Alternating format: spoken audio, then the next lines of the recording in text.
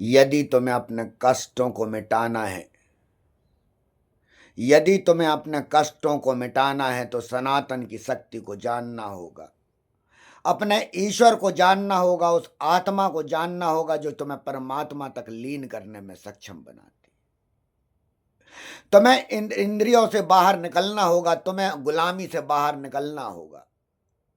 ये जो पर्चे बनाने वाले, लगातार हनुमान जी के अपने आप को भक्त कहने वाले और इस प्रकार से प्रतीत करने वाले कि हनुमान जी उनके पास रहते हैं,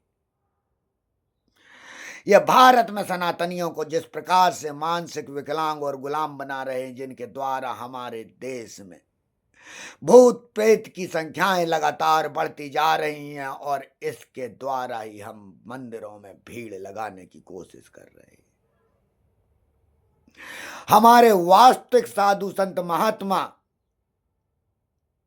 जो वीडियो के द्वारा अपना प्रचार नहीं कर रहे हैं, पूजा पाठ आराधना में चले गए हैं, उनको भूल गए हो तुम लोग सिर्फ आडंबर के द्वारा, इस इंद्रियों के द्वारा, क्योंकि बड़े बड़े वैभवशाली स्थान बना दिए गए हैं जहां तुम इंद्रियों की चमक से चकाचौंध होकर तुम वहीं को भगने लगे हो कि ईश्वर वहां प्राप्त होगा, गुरु वहां प्राप्त होगा।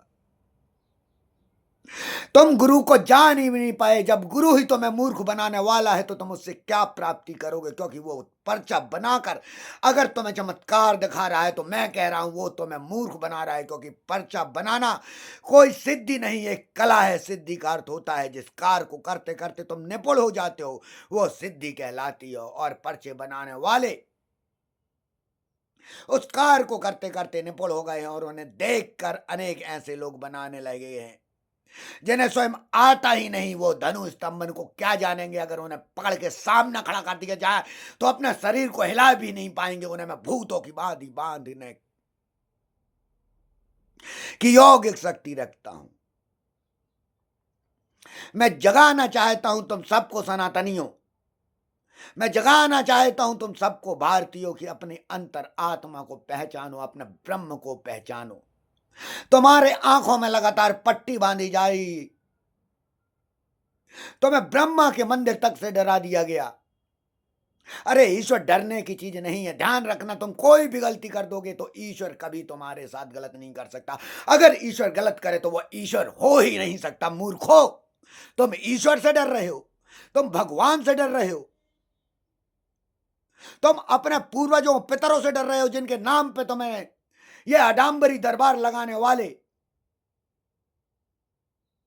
और वीडियो के माध्यम से भूत प्रेत तंत्र मंत्र से डराने वाले ये लोग तुम्हें आत्महत्या के लिए प्रेरित कर रहे हैं, तुम्हें मानसिक विकलांग बना रहे हैं। इनका समय आएगा, आएगा, देश में वो कानून बनेगा जो लोग इन परेशान लोगों को लूट रहे हैं, यहां वहां जाकर लोग लुट रहे होते और ऐसी स्थिति में आ जाते हैं कि वो कर्जे में डूब जाते हैं।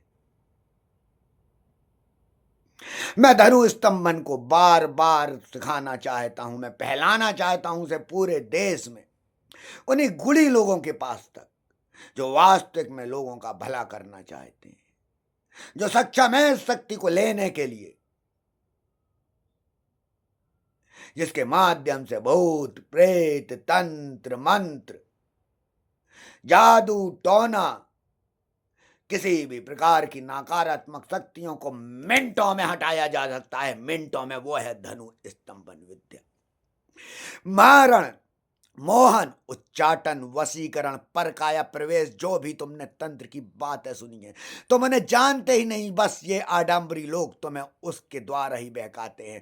वो कहते हैं देखो हमारे ग्रंथों में ऐसा लिखा है, लेकिन ये कुछ उसके विषय में जानते ही नहीं है।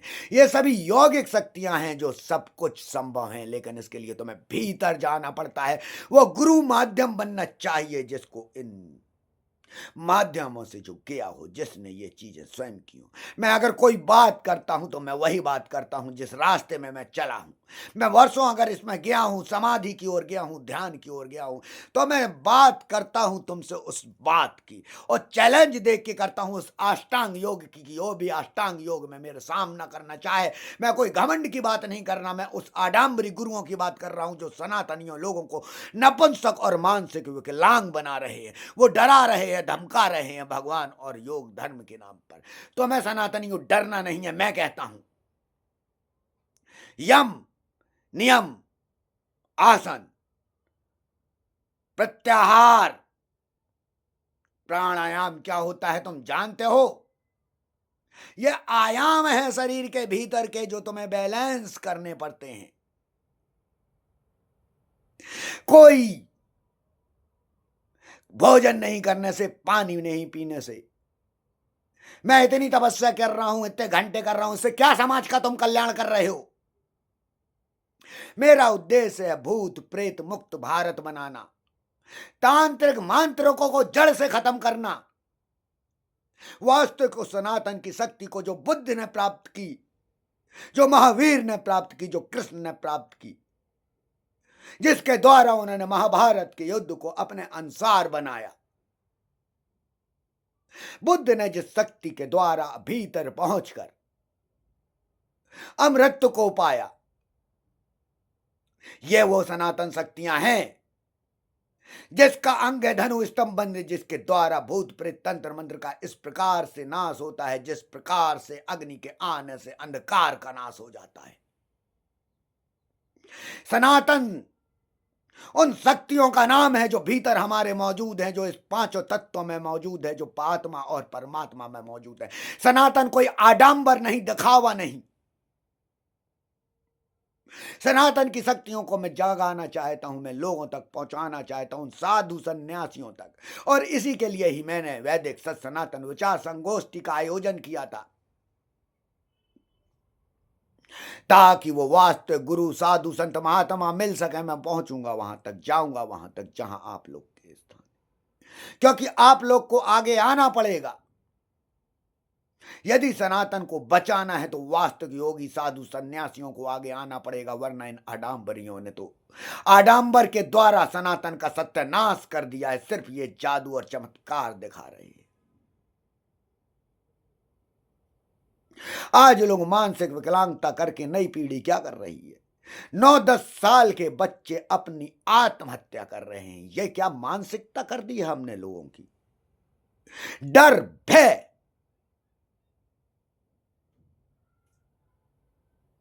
लोग कैसी कैसी हरकतें कर रहे हैं। ये क्या हो गया? ये मानसिकता को क्या हो गया? इस मानसिकता को बनाने वाले कौन है? ये हमारे टीवी चैनल में जो नए नए गुरु आते जा रहे हैं, जो डराते जा रहे हैं लगातार और कह रहे हैं हम इस प्रकार की तंत्र क्रिया से काम करेंगे। इन सब पे मैं सरकार से अनुरोध कर रहा हूं कि जितना भारत में आडंबर फैला रहे हैं, इनके खिलाफ कोई ना कोई कानून बनाना आवश्यक है, जिस प्रकार से कई राज्यों में बना हुआ है। अन्यथा ये हमारे सनातनियों को मानसिक विकलांग लगातार बनाते रहेंगे। क्या हम इस प्रकार से राम बनेंगे? क्या हम इस प्रकार से कृष्ण बनेंगे? क्या हम इस प्रकार से बुद्ध बनेंगे? क्या हम इस प्रकार से महावीर स्वामी बनेंगे? क्या इस प्रकार से ओशो यहां उत्पन्न होंगे? क्या इस प्रकार से यहां विवेकानंद जैसे प्राणी अपनी बातों को रख पाएंगे? क्या आडंबरियों के द्वारा वो समाप्त होते जाएंगे और पुनः ये उस प्रकार का देश बन जाएगा जहां पर विज्ञान का नाम नहीं रह जाएगा? क्योंकि हमारा सनातन जो है वो पूरा वैज्ञानिक तत्व में समाहित है। ये ब्रह्मांड जितना चल रहा है वो पूरा सनातन में समाहित है। अगर ये सनातन नहीं, यानी आदि और अंत, जो चीज तुम रोक नहीं सकते हो वो है सनातन, जो स्वयं चल रही है, जो तुम्हें चला रही है वो है सनातन। तुम क्या सनातन को चलाओगे मूर्खो? सनातन के द्वारा तुम चल रहे हो। वो आत्मा तुम्हारे भीतर जो हर वायु के द्वारा तुम्हारे बाहर तक आ रही है, तुम अभी उसको नहीं जान पा रहे। जानो उसे, भीतर जानो। अगर तुम्हें ईश्वर की प्राप्ति चाहिए, तुम्हें मोक्ष की प्राप्ति चाहिए, इस जन्म मरण के बंधन से अगर तुम्हें निकलना है तो तुम्हें ईश्वर को प्राप्त करना पड़ेगा। इस भेड़ बकरी की भीड़ की भांति जानवर की तरह तुम हाँके जा कर रहे हो और तुम हकते जा रहे हो। जो कहा जा रहा है तुमसे बस किस लिए? धन और वैभव लालच के लिए। तुम्हें इतना भी अपने आप के लिए समय नहीं मिल पा रहा है कि उसके बाद तुम्हारा क्या हो गया? तुम्हारा भी एक समय आएगा ना, जब तुम्हारा ये शरीर काम नहीं कर पाएगा, तब तुम क्या करोगे? इस मन की गुलामी तुम कब तक करते रहोगे? तुम्हें मन की गुलामी से बाहर निकलना होगा, अपनी आत्मा की शक्ति को पहचानना होगा। तुम क्यों कमा रहे हो धन दौलत, ये वैभव? तुमने क्यों गाड़ियां रखी हैं? इस शरीर को सुख देने के लिए। शरीर तुम्हारा कब तक चलता रहेगा? एक दिन जब जैसे ही वृद्धावस्था में आ जाएगा तब तुम्हारा जोश अपने आप स्वयं ही खत्म हो जाएगा, क्योंकि तुम्हारी वीर शक्ति वो समाप्त होने लगी। वही वीरता जो तुम्हारे वीर से बनती है, उस वीर शक्ति को तुम्हें बार बार मैं समझाना चाहता हूं कि वीर संगठित करने का उद्देश्य क्या है, उसे ऊपर उठाने का उद्देश्य क्या है, उसे स्फुटित करने का उद्देश्य क्या है, उससे बुद्ध बनने का उद्देश्य क्या है। अहम ब्रह्मास्मि में क्यों कहता हूं कि तुम स्वयं ब्रह्म बनो, बाहर से और भीतर से, और अपना भविष्य तुम निर्धारित करो। वो है हमारा सनातन, वो है अहम ब्रह्मास्मि। तुम ब्रह्मा के मंदिर ही बनाने से डरने लगे, तुम्हें आंखों में पट्टी पहनाई गई, तुम्हें गुलाम बनाने के लिए इस प्रकार से बताया गया कि तुम ब्रह्मा के मंदिर नहीं बना जाएंगे। श्राप दे दिया। गायत्री और सावित्री उनकी दो पत्नी थी।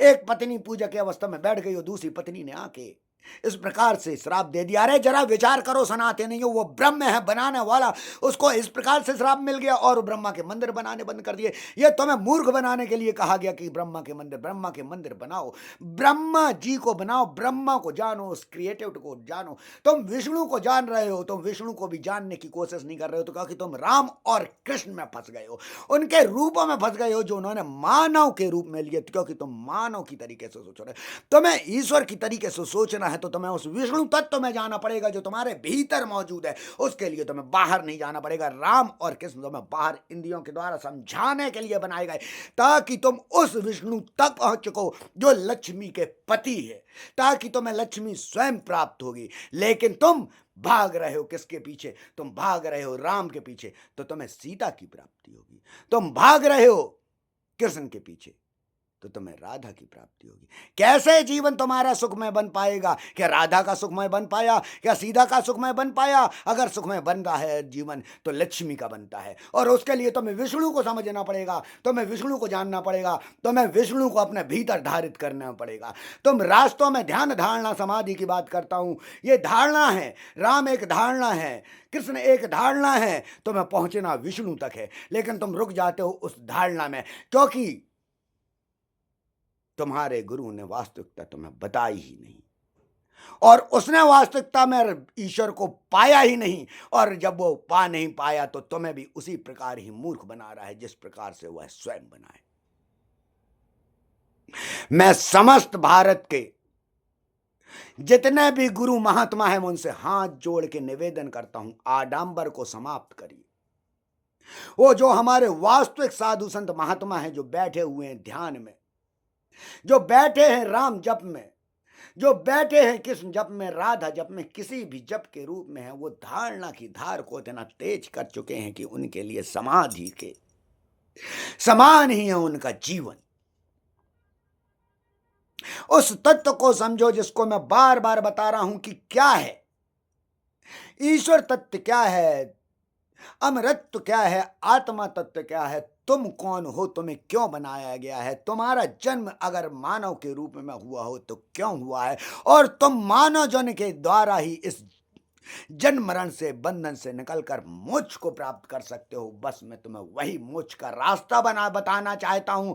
दो पैरों के जानवर से एक इंसान बनाना चाहता हूं। मैं तुम्हें बताना चाहता हूं कि सनातन शरीर नहीं, आत्मा है। ओम।